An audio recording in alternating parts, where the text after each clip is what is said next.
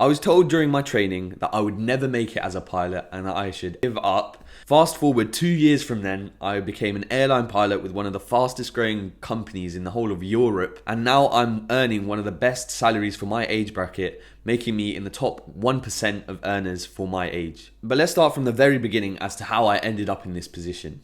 So I initially thought about becoming a pilot when I was very, very young, and it was always just a childhood dream from that age. I thought about going through the military route, but I decided that wasn't going to suit me because for me personally, I don't particularly like the military aspect of flying. I enjoyed the actual physical flying, and so I opted not to do the military route and decided to go through the commercial route.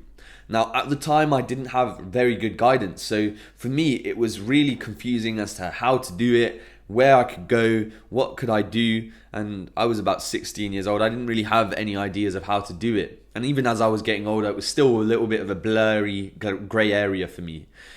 Luckily, my mum knew a few people in the area who were pilots. She managed to reach out to all of them, and she also worked with a guy that was training to become a pilot. Also, we were lucky that in our area we had a local aerodrome, which we then went to kind of discuss what we could potentially do in the future as to how I could become a pilot.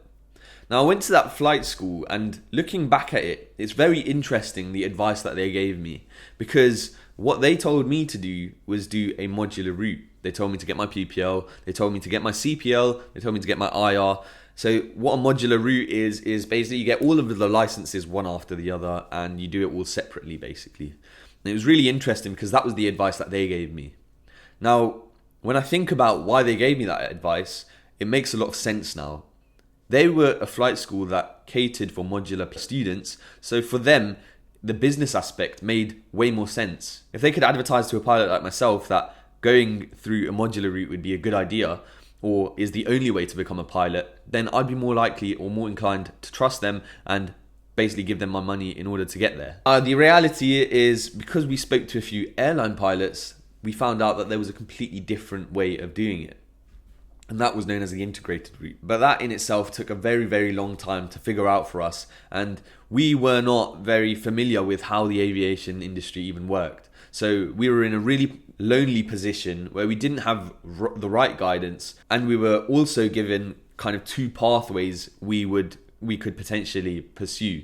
So when it came to making the decision as to which one would be best, it was a really, really tough time for us. But let's go even further back. What was I like at school? I was someone at school who was not very academically gifted. In fact, when I started my secondary school, I was one of the bottom set students, and I was also one of the bottom 2 students in my entire year group. Now, how did I change that? I started at a boxing club in my local area, and for me, that changed my entire life. One thing that I really, really expressed to a lot of my clients, and especially something that I credit a lot of my success to, is developing my extracurricular skills. So the skills around my academic side of things. So if you're in a position where you want to be a pilot, I would say definitely build on those other skills, those competencies that do not necessarily involve academics. Because academics are, of course, very, very important. But if you can get into a boxing club, if you can get into a kind of cricket club or a football club, just do something that's going to help you generate and build upon those valuable skills and sharpen those tools, because when you become a pilot, you're going to use all of those tools and all of those skills more than you will ever realize. The academic aspect of things is a very small part of your training, and the actual flying and utilizing your characteristic traits, those are way more valuable, and you'll be able to carry them out for the rest of your life and the rest of your aviation career. And I accredit a lot of my success to that boxing club because it honed a lot of my skills. It taught me hard work, it taught me determination, it taught me how I can achieve a goal if I really be consistent, and that is the key, consistency. So that is essentially how I changed my life. So as much as it seems strange that when you're in a position where you're really low in school or you're getting really bad grades, it can seem almost natural to say, well, I need to work harder on the academic side of things. But actually, sometimes it can be extracurricular skills that you might take part in that will help you, because the boxing definitely helped me and it taught me some really valuable skills. I still to this day speak to a lot of my coaches and to a lot of the guys that I did boxing with. So there's also the communal aspect where you can get support, which is really, really valuable as a young person. But now back to the subject as to how I got into the flight school. So I got into a flight school in the end because I decided that I wanted to do it through an integrated route. At the time, that felt like a great decision. And to be honest, looking back at it, it was definitely the right decision to make. But this is something that I apply to a lot of my clients that I work with now. It is very, very important that you choose the right flight school.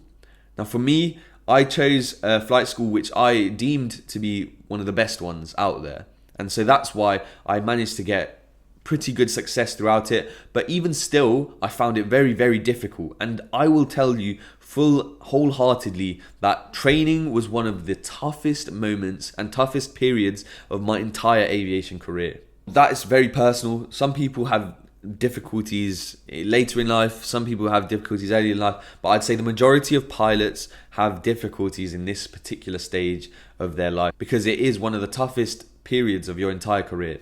Let me explain to you why it was difficult for me. First and foremost, you have to consume a lot of information in a very short amount of time with no prior knowledge or information before as to how you can do it. What I do with my clients now is I give them a lot of information as to how to prepare for those particular theory exams and give them as much background information before they start to make sure that they're going to be in a really comfortable position when they start their training. But that being said, I didn't have that when I first started out. So for me, it was very difficult to adjust to that training environment where you were trying to consume so much information in a really short amount of time. And what I found myself doing was working from about 7 in the morning till about 10 o'clock at night and hardly eating, only getting up to pray and eating whilst I was working. So it was a very, very difficult time in my life, particularly. But then we got to the flying stage, and throughout the entirety of the theory side of things, I thought this is going to be great. When I pass these exams, I'm going to go and fly, and that's going to be the easy part. And much to my disbelief, it was a very, very difficult part of my training as well. The flying aspect was probably, to some degree, even harder because I had very limited guidance. I didn't know what was the right things to be revising and what the right mindset was to approach a flight.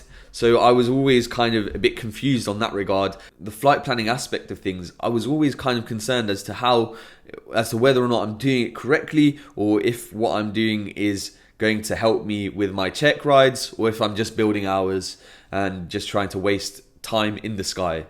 And now looking back at it, what I highly recommend to my clients is building them a syllabus to give them the right focuses on each flight so that they're not just wasting time in the sky and just building hours for the sake of it, but they're actually going to be learning and actually going to be developing and sharpening their tools so that when it comes to their checks and then when it comes to actually flying as an airline pilot, they're going to be really, really alert and on the ball when it comes to that aspect of things. So why did I get told that I would never make it as a pilot? Now, I described to you why I wasn't necessarily the most academically gifted, but that wasn't the point where I was told, you're never going to make it. I actually passed my theory exams first time, but the position where I was struggling in particular was during my instrument rating. That was probably the toughest period of my entire life. I was sent to a particular European country, which I won't mention, and I was asked to fly with a particular European training captain. He was flying turboprops in a particular European airline. Because he wasn't earning the greatest salary, even though he was a captain, he wanted to get a bit more money, and he did training as well with the flight academy that I was training at. Now, I had a flight partner at the time, and I'm sure he won't mind me saying, but he was from a white Caucasian background, and I, as you know, am from a British Pakistani background. So what happened in the particular sim session that we went to, it was our first instrument rating sim session, so it was a simulator session, and it was essentially just understanding like the instrument rules and what you might have to do. It was very chilled. It was supposed to be a very chilled out lesson. So first and foremost, my flight partner went up first, and I'm sure he won't mind me saying he made certain mistakes on maneuvers, which is absolutely normal for trainee pilots. It's completely normal to make mistakes.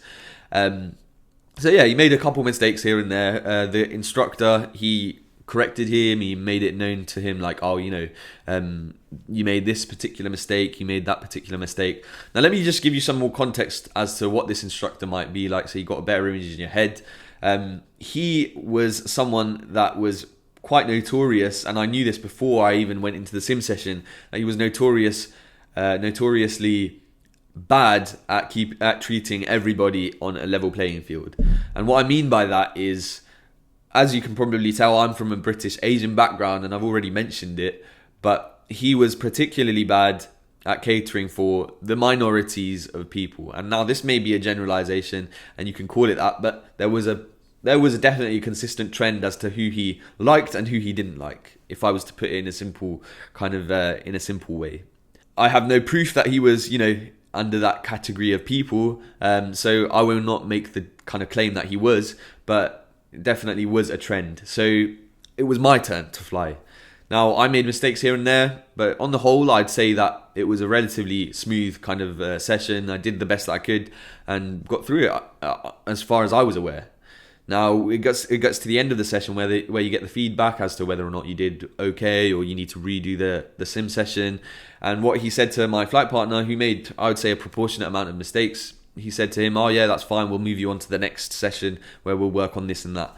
And then he addressed me kind of separately, and he said to me, "Unfortunately, you failed this sim session, so we're going to do it again because you didn't pass on this and that and that."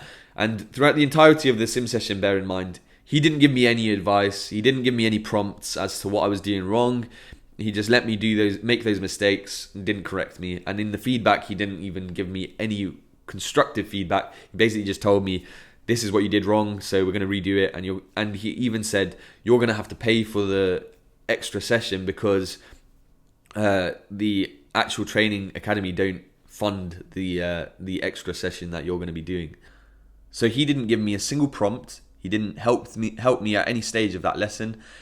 He just let me make all of those mistakes without correcting me. And then in the end, when we were giving the feedback, he gave me no valuable constructive feedback.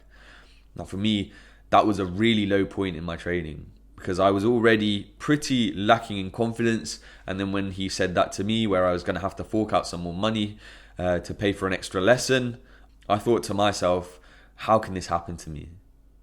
So what did I do?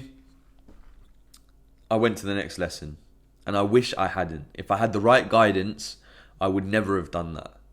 And this is why it's so valuable to have the right mentorship, the right guidance, because if one of my clients was in that position, I would have gone ape crazy. Like, I would not have allowed that for any of my clients. But for me, I didn't know any better, so I thought, okay, I'll have to do it again. And what happened again? Same thing. He said, "Sorry, you failed the lesson. You're going to have to come back and do another lesson, fork out some more money. And this is, by the way, your last attempt at this particular lesson."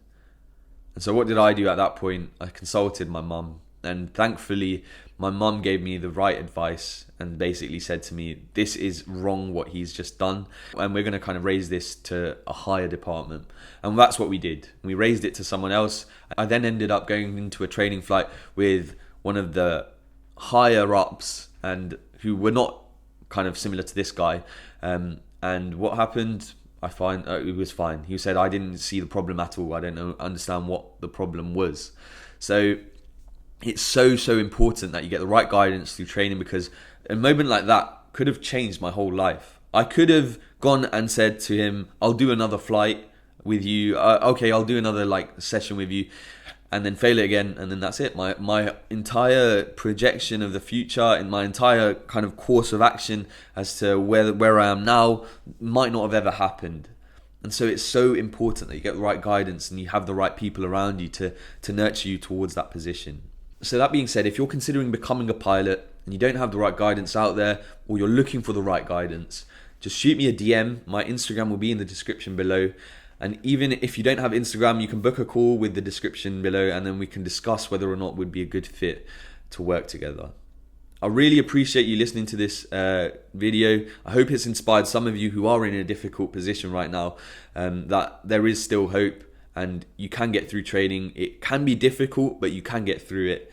But I hope you've enjoyed it. If you could leave a like and subscribe to my channel, I'd really appreciate it. But for now, thank you very much for listening.